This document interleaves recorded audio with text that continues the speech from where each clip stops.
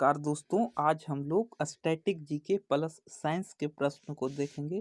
चूँकि ये सभी क्वेश्चन ग्रुप डी के दृष्टिकोण से बनाया गया है। इसमें अधिक से अधिक क्वेश्चन ग्रुप डी के लेवल का है, लेकिन ग्रुप डी के लेवल को कहने का मात्र है। क्वेश्चन को आप लोग देखते जाइए किस प्रकार से कितना टफ के साथ साथ मॉडरेट क्वेश्चन भी इसमें शामिल किया गया है। चलिए वीडियो स्टार्ट करते हैं। पहला क्वेश्चन कह रहा है कि संघवाद के संस्थागत तंत्र में कितनी राज्य व्यवस्थाएं होती है।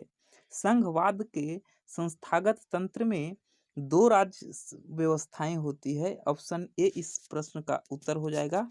चलिए नेक्स्ट क्वेश्चन कर लेते हैं कि सर्वोच्च न्यायालय के न्यायाधीश को हटाने के लिए 108 संसद सदस्यों द्वारा हस्ताक्षरित प्रस्ताव पहली बार किस वर्ष में लाया गया। क्योंकि 1991 से ही ये नियम भी बना था और सन 1991 में ही इसे हटा भी दिया गया। सर्वोच्च न्यायालय के न्यायाधीश को हटाने के लिए 108 संसद सदस्यों द्वारा पहली बार 1991 ईस्वी में लाया गया। चलिए नेक्स्ट क्वेश्चन करते हैं कि पंचायती राज संरचना में कितने स्तर होते हैं। पंचायती राज संरचना में 3 स्तर होते हैं। ऑप्शन बी इस प्रश्न का सही उत्तर हो जाएगा। चलिए नेक्स्ट क्वेश्चन करते हैं कि हैली धूमकेतु, जिसे अंग्रेजी में हैलिस कॉमेट कहते हैं, की अवधि समय कितने वर्ष की होती है। हैली धूमकेतु कितने वर्षों के बाद दिखाई पड़ता है। तो 75-76 वर्ष। सामान्यतः 76 वर्ष के बाद हैली धूमकेतु दिखाई पड़ता है। और नेक्स्ट जो हैली धूमकेतु दिखाने की संभावना है वो 2062 ईस्वी में। अगर पिछला बार कब हुआ था तो ये जानना चाहते हैं तो इसमें से 76 घटा दीजिए, दूसरा निकल जाए, पिछला निकल जाएगा। चलिए नेक्स्ट क्वेश्चन करते हैं कि पृथ्वी की महाद्वीपीय भू सतह क्रस्ट में प्रचुरतम मात्रा में पाया जाने वाला खनिज कौन सा है। जो भू सतह क्रस्ट है पृथ्वी का, उसमें सबसे प्रचुर मात्रा में कौन सा खनिज पाया जाता है। तो फेल्सपार, जिसे अस्फतीय कहते हैं, फेल्सपार की अधिकता होती है क्रस्ट में। चलिए नेक्स्ट क्वेश्चन करते हैं कि कुचिपुड़ी नृत्य की उत्पत्ति भारत के किस राज्य में हुई थी। कुचिपुड़ी की बात आया है तो इस कुचिपुड़ी आंध्र प्रदेश में। मारो स्टार इस क्वेश्चन में, चूंकि कुचिपुड़ी सबसे फेमस जो है ये कुचिपुड़ी नृत्य की उत्पत्ति आंध्र प्रदेश में हुई है। नेक्स्ट क्वेश्चन कर लेते हैं कि कौन सा प्रोटीन, साइंस का प्रश्न है, कौन सा प्रोटीन उपकला कोशिकाओं को क्षतिग्रस्त होने से बचाता है। तो प्रोटीन का नाम बताना है तो कैरोटीन। कैरोटीन जो है वो उपकला कोशिकाओं को क्षतिग्रस्त होने से बचा लेता है। चलिए नेक्स्ट क्वेश्चन करते हैं कि वह रक्त वाहिकाएं जो रक्त को हृदय से शरीर के विभिन्न भागों में ले जाती है, उन्हें क्या कहा जाता है। रक्त को हृदय से शरीर में जब ले जाएगा तो वो काम है धमनियों का। चूंकि रक्त को हृदय से ले जा रहा है तो धमनी हो जाएगा, और अगर कह दे कि शरीर से हृदय की ओर अगर जाएगा तो उसका काम सीरा का हो जाएगा। नेक्स्ट क्वेश्चन करते हैं कि एक जीवित कोशिका की संपूर्ण अवयव को किसके रूप में जाना जाता है, जिसमें साइटोप्लाज्मा और नाभिक शामिल होते हैं। तो जीवित कोशिका की संपूर्ण अवयव को कहा जाएगा प्रोटोप्लाज्मा। प्रोटोप्लाज्मा में साइटोप्लाज्म, जिसे जीव द्रव्य कहते हैं, और नाभिक दोनों शामिल रहता है। नेक्स्ट क्वेश्चन कर लेते हैं, क्वेश्चन नंबर 10 कि शरीर की सबसे मजबूत मांसपेशी यहाँ वजन के आधार पर लेना है। चर्वनिका मासेटर मांसपेशी कहाँ स्थित होती है। तो चर्वनिका मतलब कि चबाने वाला पेशी कह रहा है, तो ये होगा जबड़ा में, क्योंकि जबड़ा में ही सबसे कठोर भी पाया जाता है इनामेल। चलिए नेक्स्ट क्वेश्चन कर लेते हैं कि मानव पाचन तंत्र के निम्नलिखित में से किस भाग में भोजन का पाचन पूरा होता है। क्योंकि भोजन के पाचन पूरा होने का यहाँ बात किया गया है तो इसका आंसर हो जाएगा छोटी आंत। छोटी आंत जो है इसमें मानव का भोजन पूरी तरह से पचता है, लेकिन पचने की जो क्रिया होती है वो मुख से ही स्टार्ट हो जाती है। चलिए नेक्स्ट क्वेश्चन कर लेते। नेक्स्ट क्वेश्चन है कि टेरिडोफाइटस प्रजनन कैसे करते हैं। टेरिडोफाइटस प्रजनन कैसे करते हैं, तो बीजाणुओं की सहायता से करता है। टेरिडोफाइटस जो प्रजनन करेगा बीजाणुओं की सहायता से।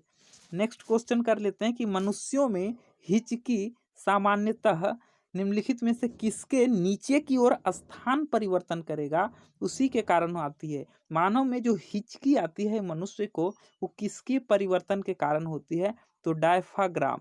डायफ्राम यानी कि मध्य पट का जब क्या हो जाता है, स्थान परिवर्तन हो जाता है, तो मनुष्य को हिचकी आने लगती है। चलिए नेक्स्ट क्वेश्चन करते हैं कि निम्नलिखित में से पानी में घुलनशील विटामिन का चयन करें। पानी में घुलनशील कहता है तो ये हो जाएगा विटामिन सी। चूंकि पानी में दो ही विटामिन घुलता है, एक बी और दूसर का सी घुलता है, और बाकी जो विटामिन है ए, डी, ई एवं के, ये वसा में घुलनशील है। यानी कि पानी में बी सी याद रखना है और बाकी सब वसा में घुलनशील है। नेक्स्ट क्वेश्चन करते हैं कि जीवित प्राणियों में निषेचन के दौरान एक कोशिका के निर्माण के लिए नर और मादा युग्मकों का संलयन या फिर संयोजन जो होता है उसे क्या कहा जाता है, तो जायगोट कहा जाता है, युग्मनज।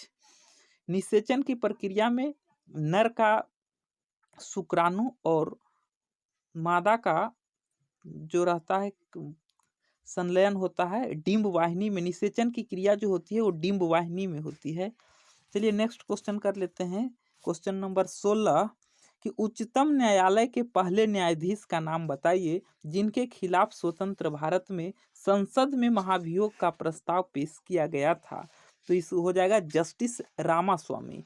जस्टिस रामास्वामी जो है वो पहले न्यायाधीश था जिनके खिलाफ स्वतंत्र भारत में संसद में महाभियोग का प्रस्ताव पेश किया गया था।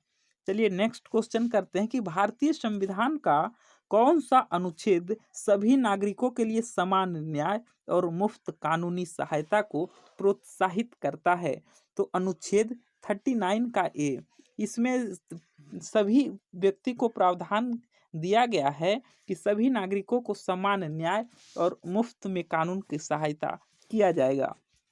नेक्स्ट क्वेश्चन करते हैं कि जिस स्थिति में सरकार का व्यय उसके राजस्व से अधिक हो जाता है उसे क्या कहा जाता है, तो चूंकि व्यय खर्चा जो है उसके राजस्व से अधिक हो जाता है तो वहां पर घाटा ही होगा। जितना राजस्व वसूली नहीं जाती उससे ज्यादा खर्च हो जाएगा तो बजट घाटा हो जाएगा। चलिए नेक्स्ट क्वेश्चन कर लेते हैं कि मणिपुर, मेघालय और त्रिपुरा के अंतर्गत राज्य बन गया। मतलब कि किस अधिनियम के अंतर्गत मणिपुर, मेघालय और त्रिपुरा राज्य बन गया, तो ये बन गया उत्तर पूर्वी क्षेत्र पुनर्गठन अधिनियम के। उत्तर पूर्वी क्षेत्र अधिनियम 1971 के अंतर्गत मणिपुर, मेघालय और त्रिपुरा के अंतर्गत राज्य बन गया। चलिए नेक्स्ट क्वेश्चन कर लेते हैं कि भारत के संविधान के किस अनुच्छेद के तहत राष्ट्रपति द्वारा एंग्लो इंडियन समुदाय के सदस्यों को लोकसभा में नामित किया जा सकता है, तो अनुच्छेद 331। अनुच्छेद 331 के अंतर्गत राष्ट्रपति एंग्लो इंडियन समुदाय के सदस्यों को लोकसभा में नामित कर सकता है। चलिए नेक्स्ट क्वेश्चन करते हैं, हिस्ट्री का प्रश्न है कि अकबर ने अपने पिता हुमायूं की गाथा हुमायूंनामा को लिपिबद्ध करने का दायित्व किसको दिया था, गुलबदन बेगम को। अकबर ने अपने पिता हुमायूं की गाथा हुमायूंनामा को लिपिबद्ध करने का दायित्व गुलबदन बेगम को दिया था। चलिए नेक्स्ट क्वेश्चन कर लेते हैं कि एक मोरक्को यात्री कौन है जिसने अपनी लंबी यात्राओं के लिए जाना जाता है और ये मोहम्मद बिन तुगलक के शासन के दौरान भारत आया था। मोरक्को इब्न बतूता के शासनकाल में मोरक्को जो है इब्न बतूता का था यात्री। चलिए नेक्स्ट क्वेश्चन कर लेते हैं कि एंग्लो मैसूर युद्ध के पश्चात ईस्ट इंडिया कंपनी ने बंगाल के राज्यपाल के रूप में किसे नियुक्त किया था। एंग्लो मैसूर जब समाप्त हो गया उसके बाद ईस्ट इंडिया कंपनी ने बंगाल के राज्यपाल यानी कि गवर्नर किसे नियुक्त किया था, तो रॉबर्ट क्लाइव को किया था, रॉबर्ट क्लाइव को। चलिए नेक्स्ट क्वेश्चन कर लेते हैं कि कहता है कि किस वंश ने 1206 ईस्वी से 1290 ईस्वी तक उत्तर भारत पर शासन किया, कुतुबुद्दीन ऐबक द्वारा संस्थापित किया गया था, तो फिर गुलाम वंश स्लेव डायनेस्टी जो है उसने 1206 ईस्वी से 1290 ईस्वी तक भारत पर शासन किया और गुलाम वंश का जो संस्थापक है कुतुबुद्दीन ऐबक है। चलिए नेक्स्ट क्वेश्चन करते हैं कि कल्हण ने 12वीं शताब्दी में कश्मीर के राजा पर एक पुस्तक का लेखन किया जिसका नाम बताना है। तो कल्हण का राज तरंगिणी, कल्हण का हो जाएगा राज तरंगिणी। चलिए नेक्स्ट क्वेश्चन करते हैं कि जालियांवाला बाग हत्याकांड जिसे अमृतसर नरसंहार के रूप में भी जाना जाता है, पंजाब के अमृतसर के जालियांवाला बाग को कब हुआ था? तो ये हुआ था 13 अप्रैल 1919 ईस्वी को। और इसी में एक आया था नियम 13 अप्रैल 1919 ईस्वी को भारत में काला कानून भी आया था, इसे काला कानून की संज्ञा दी जाती है। चलिए नेक्स्ट क्वेश्चन कर लेते हैं कि मोहनदास करमचंद गांधी को 1915 ईस्वी में दक्षिण अफ्रीका में एम्बुलेंस सेवाओं में उनके योगदान के लिए पेंसहर्स्ट के द्वारा केसर ए हिंद को सम्मानित किया गया था। किसके काल में? तो लॉर्ड हार्डिंग के द्वारा केसर ए हिंद जो पुरस्कार मिला था महात्मा गांधी को 1915 ईस्वी में साउथ अफ्रीका से आए थे। चलिए नेक्स्ट क्वेश्चन कर लेते हैं कि प्लासी की लड़ाई सिराजुद्दौला और ब्रिटिश ईस्ट इंडिया कंपनी के बीच कब हुई थी? तो 23 जून 1757 ईस्वी को। प्लासी का युद्ध सिराजुद्दौला और ब्रिटिश ईस्ट इंडिया कंपनी के बीच हुई थी 23 जून 1757 ईस्वी को। चलिए नेक्स्ट क्वेश्चन कर लेते हैं कि 1883 ईस्वी में किसके द्वारा इल्बर्ट बिल प्रस्ताव जो था वो विवादास्पद कदम था? तो इल्बर्ट बिल जो हो जाएगा वो लॉर्ड रिपन के काल में पेश किया गया था और जिसे विवाद में घिर गया था। चलिए नेक्स्ट क्वेश्चन करते हैं कि अश्वघोष द्वारा रचित एक महाकाव्य कौन है जिसमें बुद्ध के जन्म के समय से लेकर उनके निर्वाण प्राप्त करने तक बुद्ध के जीवन के बारे में वर्णन किया गया है? तो बुद्ध चरित, चूंकि अश्वघोष द्वारा बुद्ध चरित लिखा गया था। चलिए नेक्स्ट क्वेश्चन करते हैं कि भारत के किस गवर्नर जनरल ने 1772 ईस्वी में प्रत्येक जिले में 2 अदालतें निर्मित की, जिनमें से एक अदालत फौजदारी और दूसरी अदालत जो थी वो दीवानी थी? तो 1772 ईस्वी में वारेन हेस्टिंग्स ने प्रत्येक जिला में 2 अदालत का निर्माण करवाया था। नेक्स्ट क्वेश्चन करते हैं कि 1756 ईस्वी में अलीवर्दी खान की मृत्यु के बाद बंगाल का नवाब कौन बना? अलीवर्दी खान की मृत्यु के बाद बंगाल का जो नवाब बना था वो सिराजुद्दौला बना था, सिराजुद्दौला को बना दिया गया था। चलिए नेक्स्ट क्वेश्चन कर लेते हैं कि मनुष्यों में हिचकी, चलिए ये क्वेश्चन तो हो गया है।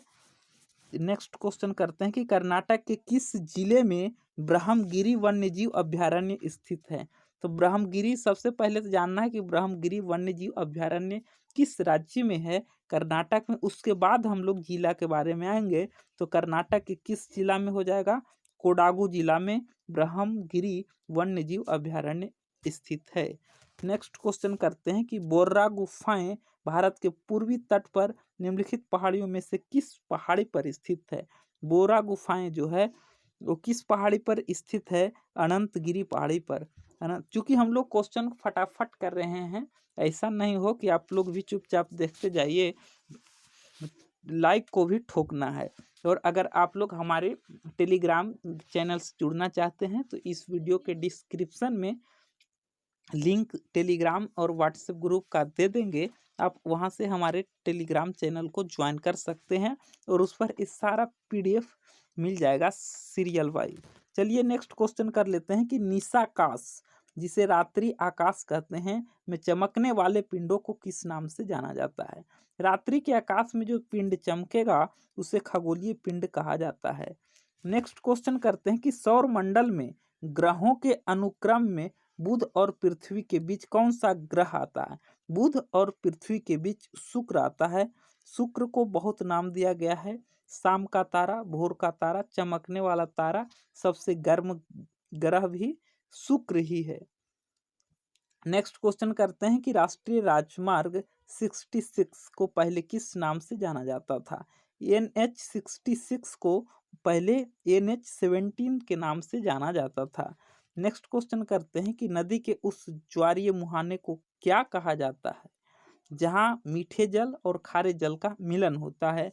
तो फिर एस्चुअरी या फिर ज्वार नदमुख।